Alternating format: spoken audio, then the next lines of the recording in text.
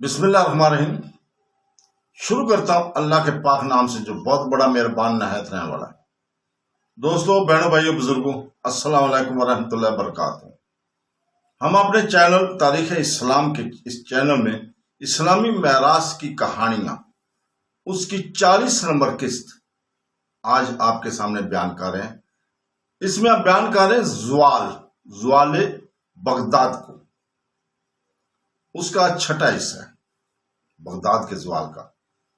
تو دوستو، عراق میں نمرود، بخت نصر اور شداد سے بادشاہ ہوئے، جن کو کوتاہ بینیوں نے اپنی چند روزہ شہنشاہیوں کو خدا تعالی کے ملک سے اور اپنی فانی ہستی کو اللہ جل شانہ کی ذات پاک سے مقابلہ کیا۔ لیکن ہمیں معلوم ہے کہ زمین کا مالک اللہ تعالیٰ ہے، اور جس کو چاہتا ہے اپنے بندوں میں سے اس کا وارث بنا دیتا ہے۔ نینوا اور بابل، جن کی نسبت لکھا ہے کہ دنیا میں ایسے مضبوط شہر کبھی نہیں بنائے گئے، تباہ ہوئے۔ یہی دریائے فرات جو عراق کے حق میں رحمت ہے، ان کی تباہی کے وقت اس کی موجیں دشمنی پر کمر بستہ ہو۔ نینوا کا دشمن نے محاصرہ کر ڈالا ہوا تھا۔ شہر کی ایک طرف سے تو آگ کے شعلے اٹھتے تھے، اور دوسری جانب دریائے فرات کا پانی بحث طغیانی کی دیواروں کو گرا رہا تھا۔ ایک ہی وقت میں آگ اور پانی نے مل کر اس عظیم الشان شہر کو خاک میں ملا دیا۔ بابل کی تباہی کی داستان نہایت دردناک ہے۔ یہ ایسا خوشنما شہر تھا جس کے تاریخ مورخین نے بہت کچھ کی ہے۔ غالباً اس کا بانی تو نمرود ہی تھا، مگر اس کی عظمت اور شان کا زمانہ بہت دیر بعد شروع ہوا۔ یہ وہ جگہ تھی جہاں طوفان نوح کے بعد لوگ جمع ہوئے اور کہا، آؤ ایک ایسا مینار بنائے جو بادلوں کو جگر پھاڑتا ہوا آسمان سے باتیں کرے۔ لیکن خدا کو کچھ اور ہی منظور تھا۔ ایسا مینار اس وقت تو بن نہ سکا، لیکن زمانہ بعد میں ایک عظیم الشان سلطنت کا دارالخلافت بن گیا۔ بال نے اسے وسعت دی، اور ملکہ سمسریس نے اسے خوبصورت بنایا۔ بخت نصر کے زمانے میں انتہائی عروج کو پہنچ گیا۔ دریائے فرات اس کے وسط میں بہتا تھا۔ شرقی اور غربی حصہ میں آمد و رفت کا ذریعہ ایک مضبوط پل تھا، اور یہ پل عین شہر کے مرکز میں تھا۔ اس کے دونوں سروں پر 2 قصر تھے۔ ماسوائے پل کے دونوں محلات کے درمیان دریا کے نیچے ایک اور راستہ بھی تھا۔ پرانا شہر فرات کو مشرقی کنارے پر اور بخت نصر کا مغربی کنارہ پر تھا۔ تمام شہر مربع شکل کا تھا،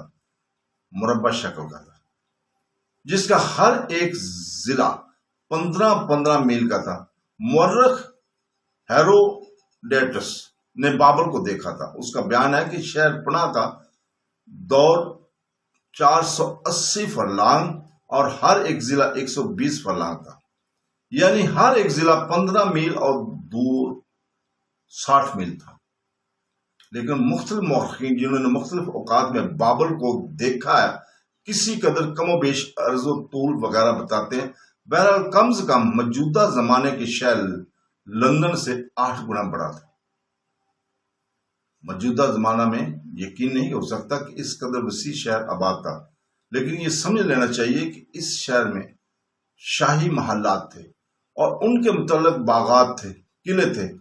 8 میل کے طول میں ایک نہایت دل فریب خوشنما باغ بھی تھا، جسے گلشن آویزاں کہتے تھے، اور جس کی صنعت اور ساخت پر موجودہ زمانے کی سائنس کا سر چکراتا ہے۔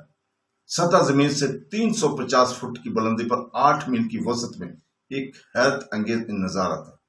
شاید یہی شاداد کا بہشت تھا، جنت تھی شاداد کی، اور اسی خیال سے محل بنایا گیا تھا کہ جنت زمین پر نہیں بلکہ زمین سے اوپر ہے۔ سو اس کے 100 دروازے ٹھوس پیتل کے تھے، جن سے اتنی ہی سڑکیں ہر ایک 150 فٹ چوڑی شہر میں 606 چوک بناتی ہوئی جاتی تھی۔ شہر میں بت خانے تھے، جن میں سے بت خانہ بال بہت مشہور تھا۔ بابل اور بغداد میں بہت کچھ مشابت ہے، البتہ ابتدا میں بابل فرات کے مشرقی کنارے پر اور بغداد دجلہ کے مغربی کنارے پر تعمیر ہوا۔ عروج کے زمانے میں دونوں شہروں کی آبادی دریاؤں کے دونوں کناروں پر پھیل گئی تھی۔ فرات اور دجلہ دونوں شہروں کو بہت فائدہ اور نقصان پہنچا۔ بابل کی تاریخ سے یہ بھی معلوم ہوتا ہے کہ خانہ خراب طغیانی سے بچنے کے واسطے فرات سے 2 نہریں کاٹ کر دجلہ سے ملا دی گئی تھی تاکہ زائد پانی دجلہ میں چلا جایا کرے۔ غرض عراق کئی ایک دفعہ عظیم الشان شہنشاہوں اور العظم شہنشاہوں کا پایا تخت تھا۔ ملکہ بلقیس بھی عراق ہی میں تھی۔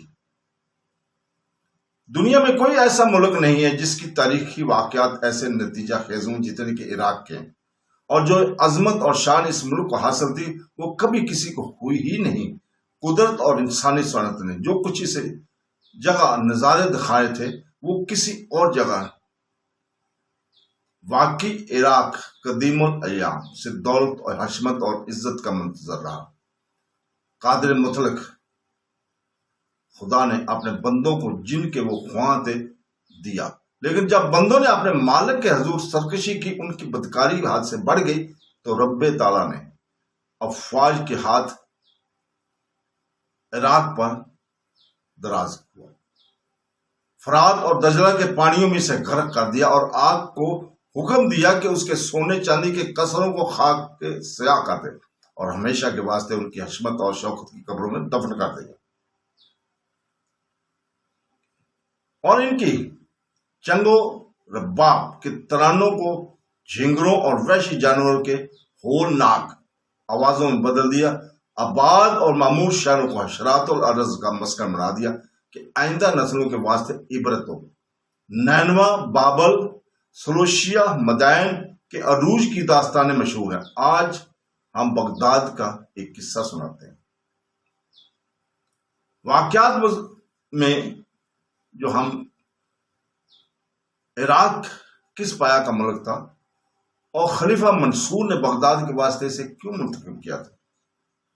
خلیفہ منصور نے بغداد کا بنیادی پتھر اپنے ہاتھ سے رکھا اور اس وقت قرآن پاک کی یہ آیت پڑھی جس کا ترجمہ ہے، زمین کل خدا کی ہے، اپنے بندوں میں سے جس کو چاہتا ہے عنایت کرتا ہے۔ بابل، موصل، شام، فارس سے کاریگر اور وہاں سے صنع بلوائے۔ چند ریاضی دان عالم مقرر کیے کہ عمارتیں اصولے ہیں ہندسہ کے لحاظ سے تیار ہوں۔ ان پر ایک ایسے شخص کو افسر مقرر کیا جو ذہانت مجسم تھا۔ یہ شخص امام اعظم ابو حنیفہ رحمۃ اللہ علیہ السلام تھے۔ امام صاحب بحیثیت چیف انجینئر کام کرتے تھے۔ جو کچھ انہوں نے اس موقع پر اختراع کی آج دنیا اس کا فائدہ اٹھا رہی ہے۔ امام صاحب پہلے شخص ہیں جنہوں نے ایک ایک کر کے خشت شماری کا طریقہ مطروح کیا اور اس جگہ کی غزوں سے پیمائش کر کے خشت شماری کا طریقہ رائج کیا، غزوں سے کر کے۔ تو دوستو اس میں کچھ شک نہیں کہ امام صاحب نے خشت شماری کا ایک نیا طریقہ رائج کیا تھا، اور شاید مغالطہ بھی اسی وجہ سے ہوا کہ خشت شماری کا کام انہی کے سپورٹ تھا۔ امام صاحب کے حالات زندگی فاضل مصنف نے نہایت تحقیق کے ساتھ لکھے ہیں، اور چونکہ آج ایک دنیا امام صاحب کے مذہب پر ہے، اس لیے اگر ناظرین امام صاحب کے مفصل حالات سے آگاہ ہونا چاہتے ہیں تو سیرت النمان کا مطالعہ ضرور فرمائیں۔ تو اس کے ابھی تعمیر شروع ہی کی تھی کہ کام یکلخت بند ہو گیا۔ بغداد کا بیان ہو چکا ہے کہ عباسی کے خروج کے وقت عام حالت کی تھی۔ عام حالت کیا تھی؟ اگرچہ امیہ کی طرف سے بے فکر ہو گئے تھے، لیکن علویین اور فاطمی اسی طرح اپنے دعوی پر قائم تھے، دعوے پر قائم تھے، اور وقتاً فوقتاً جب کچھ جمعیت مہم پہنچ جاتی تو مقابلے کے واسطے اٹھ کھڑے ہوتے تھے۔ صفا اور منصور نے جس بے رحمی سے ان بغاوتوں کو فروغ کیا اسے سن کر بدن کے رونگٹے کھڑے ہو جاتے۔ چنانچہ محمد بن ابراہیم بن اسماعیل بن ابراہیم بن حسن بن علی کرم اللہ وجہ خلیفہ چہارم کو، جو حسن جمال میں یوسف ثانی تک قید کر کے زندہ دیوار میں چنوا دیا گیا سن 145 ہجری میں، جبکہ منصور بغداد کی تعمیر شروع کر رہا تھا۔